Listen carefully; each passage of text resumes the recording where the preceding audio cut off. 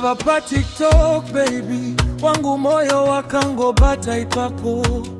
waizvanya sounds zangu oba watindi nodaizi makomenti yakaita moyo wangu ndikafunga kuti ndiwe wangu ndakakupira zita racho Larson T ndikatinda uya mwezi mitatu chete asinda kuva kaimba mumoyo taiti ticharora tichati muri yedu ndakatovaona vana vedu Jaden takatodana zita iri kozinondosara papi kana rudo rwatotiza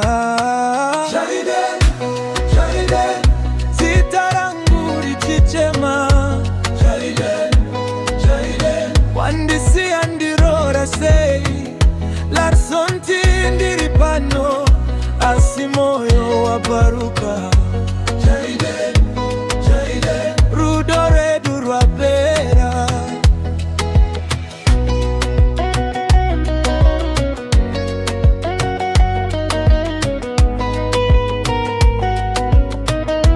ndakaona kolo mufoni zitarisiri rangu paripapo wakati ndiwe chete baby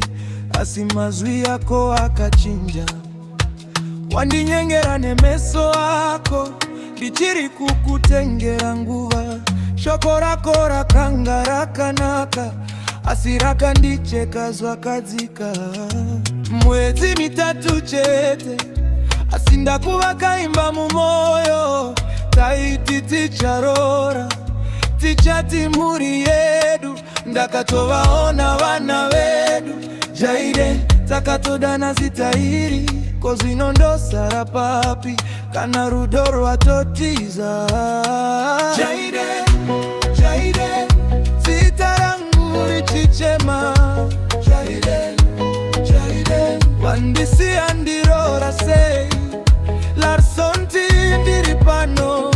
asi moyo waparuka Jaden,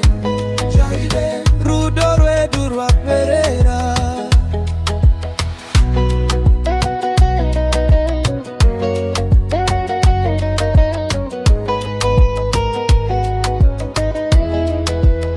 ndakakuda pasina mutambo ndakakupa zvechokwadi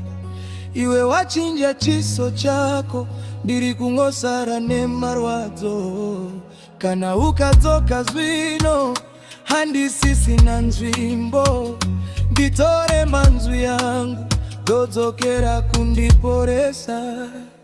Jaden, Jaden zita rangu richichema Jaden, Jaden wandisi andirora sei Larson T ndiri pano asi moyo waparuka Jaden, Jaden rudo redu rwaperera TikTok yakatibatanidza